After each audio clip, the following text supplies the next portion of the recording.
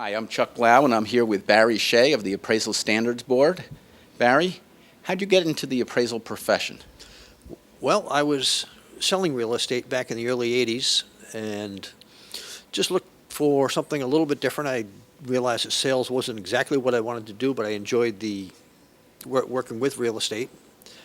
And appraisal was just more to my personality, and I got the education needed and transitioned from real estate sales into appraisal.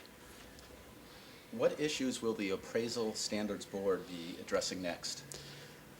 Well, there are a number of issues on the table, but the biggest couple of issues that the Appraisal Standards Board will be dealing with going forward through 2012 to prepare for the 2014 edition will be issues relating to communications and to appraisal reporting.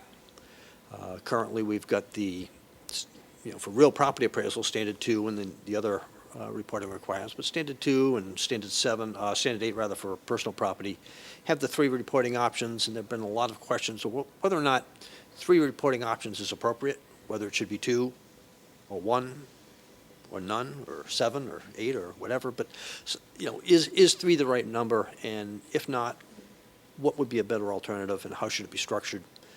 And the communication question goes to, appraisers do things other than just appraisal review, and appraisal consulting. And in those assignments, should there be any requirements for what kind of communication occurs between the appraiser and their client and intended users? Barry, how can appraisers participate in the process? The Appraisal Standards Board comes up with very few ideas on our own.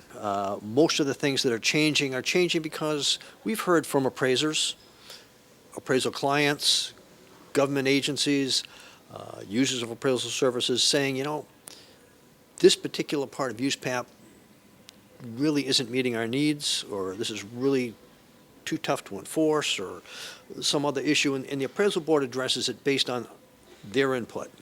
And we'll consider their comments, and then we'll start to work on possibly some language for changes to USPAP, and then we'll go through a public exposure process. We've got the exposure drafts that we issue, we get input, we send them out through the appraisal associations, and hopefully get input back from appraisers.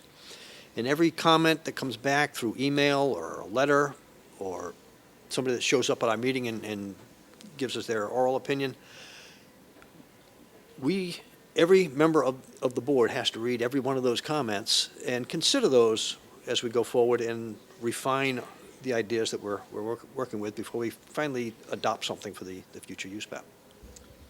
If someone wants to be considered for the Appraisal Standards Board, what should he or she do? Well, the Appraisal Standards Board and the Qualifications Board and the new Appraisal Practices Board are all appointed by the Board of Trustees of the Appraisal Foundation.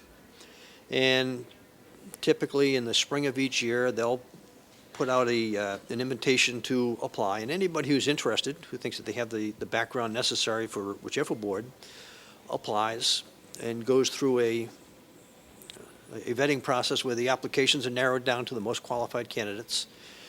And for the candidates who best fit the needs of that particular board at that time. It's not always necessarily the best appraiser or the best qualified, but the needs of each board changes as time goes on, and they need to fit those needs. So it's an application process, all done, pretty much in public, so it's very much above board. Well, that's great. Thank you very much for spending a few minutes with me. Thank you, Chuck.